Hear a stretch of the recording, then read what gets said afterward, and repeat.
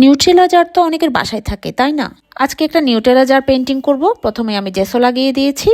জেসো লাগানো শেষ হলে এবার আমি রেড কালার করে দেব। আর একটা কথা অবশ্যই মনে রাখবেন, কাচের জারে যদি রং করতে চান তাহলে অবশ্যই ফোম দিয়ে করবেন। ফোম দিয়ে করলে অনেক সুন্দরভাবে রংটা বসে এবং অনেক সুন্দরভাবে ইজিলি লাগানো যায়। এইবার আমি ডিজাইন করে নিব। আর আমি ঠিক করেছি আমি এটা মান্ডালা ডিজাইন করব। ফার্স্টে আমি রাউন্ড শেপগুলো দিয়ে নিয়েছিলাম। এবার আমি ডট টুল দিয়ে ডট ডটগুলো বসিয়ে নিচ্ছি। মান্ডালা ডিজাইনের জন্য রেডের উপর হোয়াইট কালার ছাড়া আমার আর কোনো কিছু মাথায় আসছিল না, তাই আমি হোয়াইট কালার দিচ্ছি। এই জারটাতে আপনারা চাইলে মানি প্লান্টও রাখতে পারবেন, আবার চাইলে ক্যান্ডেলও দিতে পারবেন, আবার চাইলে এমনিতেও সাজিয়ে রাখতে পারবেন। যার যেমন ইচ্ছে তেমন করে সাজিয়ে নিতে পারবেন। আমার ডট ডটগুলো দিতে একটু সময় লাগছিল। ডট ডটগুলো দেওয়া শেষ হলে এবার আমি মিরর বসিয়ে দিব। আর এটাই হচ্ছে গেম চেঞ্জার। অ্যান্ড মিরর বসানো শেষ। এটাই হচ্ছে ফাইনাল লুক। কেমন হয়েছে আমাকে অবশ্যই জানাবেন। একটা নিউট্রেলা জার থেকে যদি এত সুন্দর হোম ডেকোর আইটেম হয়ে যায় তাহলে তো আর কথাই নাই।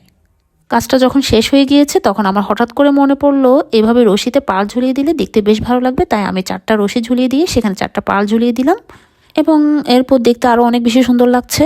আজকের মতো আল্লাহ হাফেজ। আমার ভিডিও যদি আপনাদের ভালো লেগে থাকে তাহলে তানজানাস ক্রিয়েশনস ইউটিউব চ্যানেলটি অবশ্যই সাবস্ক্রাইব করে দিবেন আর লাইক কমেন্ট করে অবশ্যই সাপোর্ট করবেন।